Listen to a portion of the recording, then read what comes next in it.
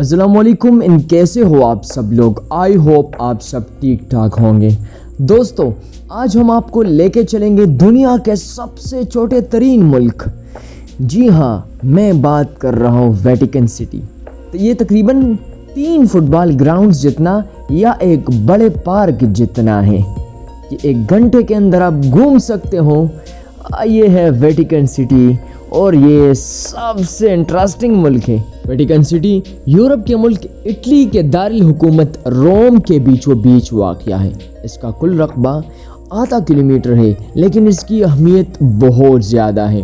ये दुनिया का वाहिद मुल्क है जिसकी कोई भी बाकायदा फ़ौज या एयरपोर्ट नहीं है, लेकिन इसकी हिफाजत के लिए मशहूर गार्ड फोर्स मौजूद है जिसे स्विस गार्ड्स कहा जाता है, और ये अपनी रंग बरंगी लिबास के लिए पूरी दुनिया में फेमस है। ये बड़ी दिलचस्प बात है कि वेटिकन सिटी का हुक्मरान एक मजहबी शख्स होगा, और ये ईसाई यानी पोप यानी फादरी होगा, जो इस मुल्क का सरबराही मुमलिकत नहीं बल्कि दुनिया के करोड़ों कैथोलिक ईसाइयों के रूहानी पेशवा भी है।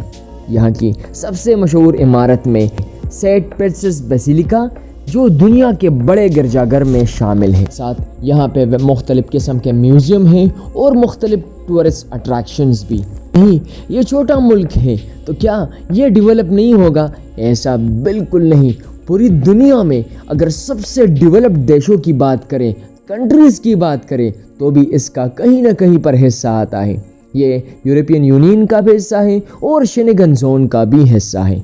अगर इस मुल्क को कोई भी मसला आता है तो ये शेंगन जोन और इसके डिफरेंट एरिया से हेल्प लेता है, और ये तमाम कंट्रीज़ इनके साथ खड़े हो जाते हैं। आपको मैं सबसे शॉकिंग बात बताता चलूँ कि वेटिकन सिटी अपनी अलग करेंसी, इंटरनेट, हत्ता कि अपनी रेडियो और अखबार भी शाया करता है, और इनके शहरी सिर्फ कुछ ही घंटों में इस मुल्क का दीदार कर सकते हैं।